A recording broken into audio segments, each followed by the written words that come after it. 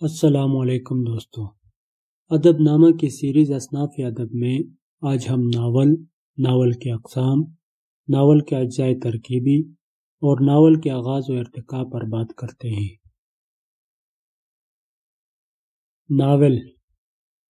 Novel لاطینی زبان کے لفظ نویلا سے مشتق ہے۔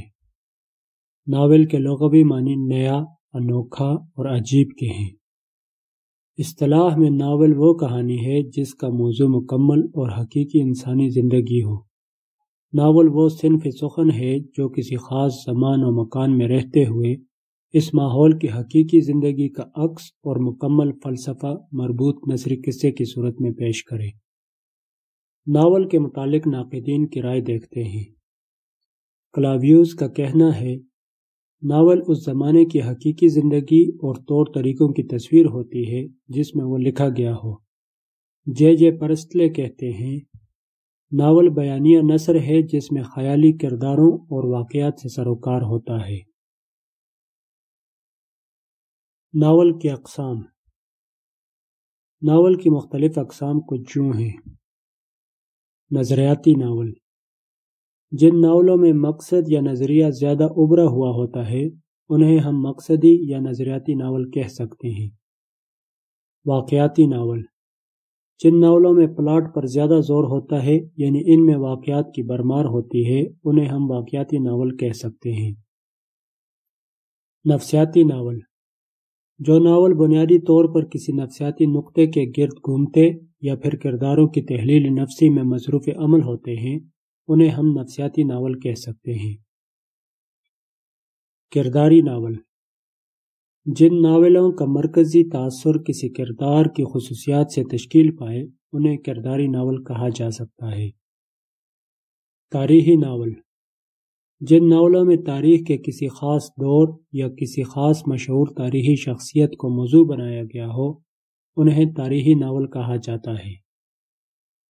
جاسوسی ناول، جن ناولوں کی بنیاد انوکھی باتوں، مافوق الفطرت کرداروں اور تحیر و تجسس پر ہو جاسوسی ناول کہلاتے ہیں۔ معاشرتی ناول، جو ناول بنیادی طور پر معاشرے کے کسی مسئلے یا مسائل کی نقاب کشائی کرتے ہوں انہیں معاشرتی ناول کہا جا سکتا ہے۔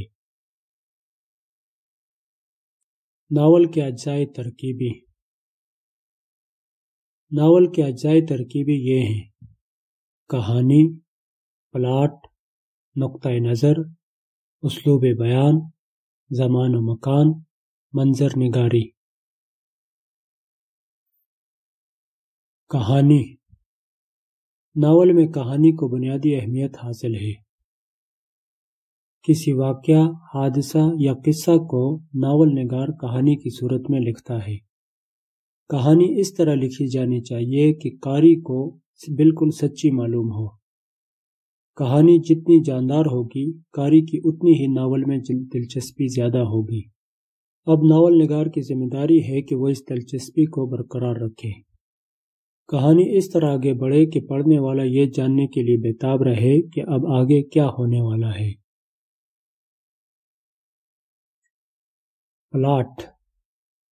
پلاٹ قصے کو ترتیب دینے کا نام ہے۔ ناول نگار واقعات کو اس طرح ترتیب دیتا ہے جس طرح کسی ہار میں موتی پروئے جاتے ہیں۔ واقعات میں منطقی تسلسل ہونا چاہیے، یعنی ایک کے بعد دوسرا واقعہ بالکل فطری معلوم ہونا چاہیے۔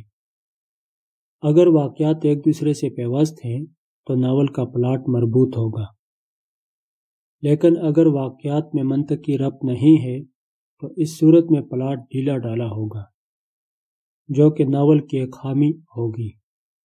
ناول میں واقعات کی ترتیب اس طرح ہونی چاہیے: ناول کے کرداروں کا تعارف، واقعات میں پیچیدگی اور الجھن پیدا کرنا، الجھن اور پیچیدگی کو دور کرنا، تربیہ یا المیہ تاثر پیدا کر کے کہانی کا اختتام کرنا۔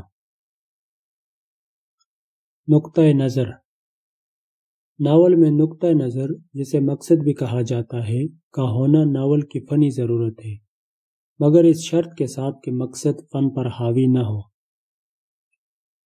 ناول نگار بھی اسی معاشرے کا ایک فرد ہوتا ہے جہاں بہت سارے انسانی مسائل جنم لیتے ہیں۔ اسی لیے ناول نگار کا زندگی کے بارے میں ایک خاص نقطۂ نظر ہوتا ہے جو کہ فنکار کے قلم سے نکلی ہوئی ایک ایک سطر میں جاری و ساری ہوتا ہے، مگر یہ نقطۂ نظر یعنی مقصد فن پر حاوی نہیں ہونا چاہیے۔ اگر ایسا ہوگا تو یہ ناول کی خامی سمجھی جائے گی۔ زمان و مکان۔ ناول میں وقت یا زمانے اور جگہ یا مقام کا بھی خیال ضروری ہے۔ ناول میں مقام اور زمانے کے حساب سے کرداروں کی تشکیل ہونی چاہیے اور واقعات بھی بالکل فطری معلوم ہونے چاہیے۔ ایسا نہ ہو کہ 18ویں صدی کا شہزادہ ہو اور اس کے ارد گرد کا ماحول 21ویں صدی کا ہو، یا پھر ناول میں یورپ کا ذکر ہو اور کردار سارے عرب کے رہنے والے ہوں۔ اسلوب بیان۔ ناول کی کامیابی کا بڑا انحصار ناول نگار کے اسلوب بیان پر ہے۔ اگر ناول نگار کا اسلوب بیان تخلیقی، فطری اور حسب حال ہے تو ناول نگار کہانی میں مطلوبہ اثر پیدا کر سکے گا۔ ایک اچھے اسلوب بیان کی خوبیاں یہ ہوتی ہیں: موضوع الفاظ، متوازن تراکیب، تشبیہ و استعارے کی ندرت، جملوں کی روانی، موسیقیت۔ ناول کے کرداروں کی گفتگو بھی ان کی عمر، حیثیت، مزاج اور ذہنی صلاحیت کے مطابق ہونی چاہیے۔ منظر نگاری۔ کہانی کو جاذبیت اور دلکشی عطا کرنے کی خاطر ناول نگار متعلقہ ماحول اور فضا کی منظر کشی کرتا ہے۔ اگر ناول میں منظر کشی سلیقے سے کی جائے تو کہانی میں تاثر پیدا ہوتا ہے جس سے پڑھنے والے یعنی قاری کی دلچسپی میں اضافہ ہوتا ہے۔ اب ہم ناول کے آغاز و ارتقاء کی بات کرتے ہیں۔ اگر اردو ناول کے آغاز کی بات کریں تو اردو ناول کا آغاز 1869 میں لکھے گئے ڈپٹی نذیر احمد کے ناول میرات العروج سے ہوتا ہے۔ ڈپٹی نذیر احمد نے اس کے علاوہ بھی کئی ناول لکھے ہیں جیسے بنات الناش، توبۃ النصوح، فسانہ مبتلا، ابن الوقت وغیرہ۔ ان ناولوں میں نذیر احمد نے اسلامی تہذیب و معاشرت کی جیتی جاگتی تصویریں پیش کی ہیں۔ مقصدیت کی خامی کے باوجود کلیم اور مرزا ظاہردار بیگ جیسے کردار پیش کیے جنہوں نے ان ناولوں کو زندہ و جاوید بنا دیا ہے۔ اس کے بعد رتن ناتھ سرشار کی باری آتی ہے۔ رتن ناتھ سرشار کا فسانہ آزاد سرشار کی شگفتہ مزاجی کا شاہکار ہے جس میں انہوں نے لکھنؤ کے معاشرے کی لازوال تصویریں کھینچی ہیں۔ طبقے کے مزاج کے مطابق ان کی زبان و بیان اور گفتگو کا سرشار نے ہر دم خیال رکھا ہے۔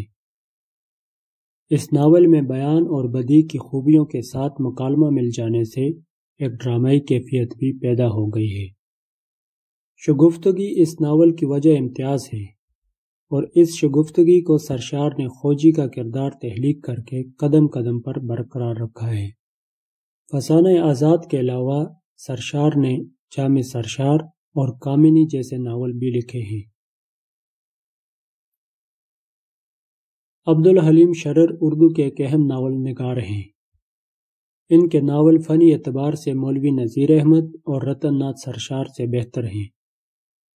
شرر اردو میں تاریخی ناول کے بانی بھی تسلیم کیے جاتے ہیں۔ ان کا شہرہ آفاق ناول فردوس بری ہے۔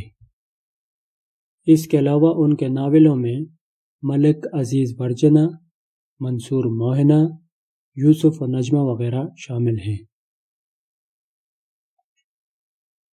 عبدالحلیم شرر کے بعد منشی سجاد حسین کا نام آتا ہے۔ منشی سجاد حسین کا مشہور ناول حاجی بغلول ہے۔ اس ناول کا مزاحیہ کردار حاجی بغلول اردو ادب کے چند ناقابل فروش مزاحیہ کرداروں میں شمار ہوتا ہے۔ مرزا ہادی رسوا نے چند ہی ناول لکھے ہیں لیکن جو شہرت ان کے ناول امراؤ جان ادا کو نصیب ہوئی شاید ہی اردو کے کسی اور ناول کو ملی ہو۔ یہ ناول موضوع، تکنیک اور اسلوب بیان کے اعتبار سے بلا شبہ اردو کا ایک شاہکار ہے۔ اس ناول میں طوائف کے کوٹھے کو وسیلہ بنا کر رسوا نے اپنے عہد کے لکھنؤ کی سچی تصویر پیش کی ہے۔ اس کے علاوہ مرزا رسوا کے ناولوں میں شریف زادہ اور ذات شریف شامل ہیں۔ اردو ناول کے ارتقاء میں مصور غم علامہ راشد الخیری کا نام بھی اہمیت کا حامل ہے۔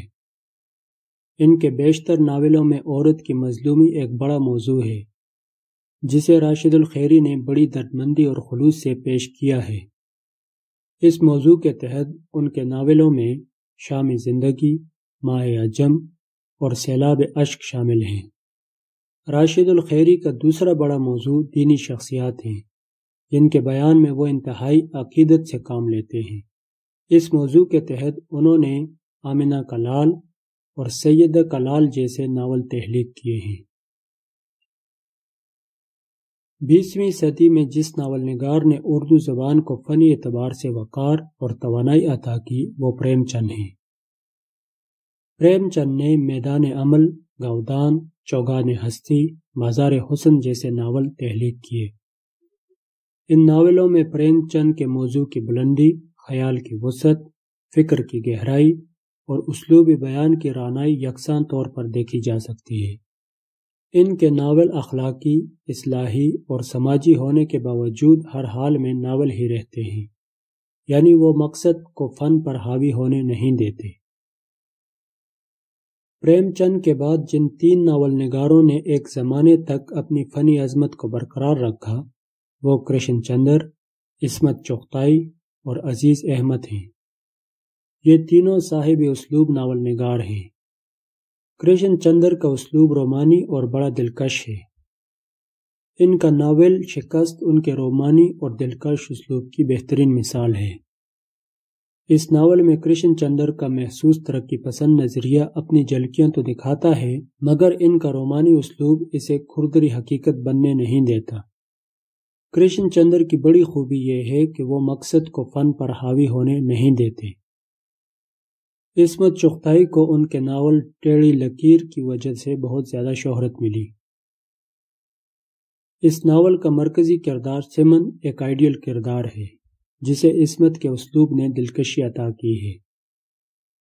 عزیز احمد کے ناول فنی اعتبار سے کرشن چندر اور عصمت کے مقابلے میں زیادہ جاندار ہیں۔ ان کے اسلوب میں حقیقت اور رومان کا حسین امتزاج ملتا ہے۔ اس کے علاوہ انسانی نفسیات سے ان کا گہرا شعور بھی ان کے ناولوں کو فنی اعتبار سے بلندی عطا کرتا ہے۔ ان کے مشہور ناولوں میں ایسی بلندی ایسی پستی، آگ اور گریز شامل ہیں۔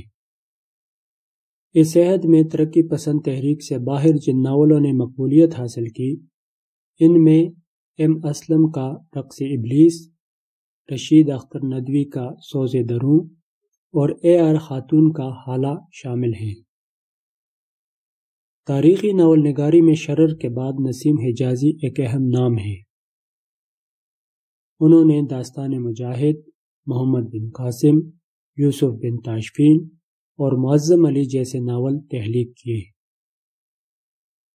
1947 کے فسادات اور ہجرت کے بعد جب ذرا حالات معمول پر آئے تو اردو ناول وسیع کینوس اور بڑی سطح پر لکھا جانے لگا۔ اس دور میں قرۃ العین حیدر کا آگ کا دریا، احسن فاروقی کا شام اودھ، شوکت صدیقی کا خدا کی بستی، فضل کریم فضلی کا خونی جگر ہونے تک، عبداللہ حسین کا اداس نسلیں، ممتاز مفتی کا علی پور کا ایلی اور ختیجہ مستور کا آنگن جیسے بہترین ناول تخلیق ہوئے۔ ان کے علاوہ دور حاضر میں لکھے گئے قابل ذکر ناول یہ ہیں: جمیلہ ہاشمی کا چہرہ بچہرہ روبرو، حجاب امتیاز علی کا پاگل خانہ، انتظار حسین کا بستی، انیس ناگی کا دیوار کے پیچھے، الطاف فاطمہ کا چلتا مسافر، رحیم گل کا جنت کی تلاش، بانو قدسیہ کا راجہ گد اور شمس الرحمن فاروقی کا کئی چاند تھے سر آسماں جیسے ناول تخلیق ہوئے۔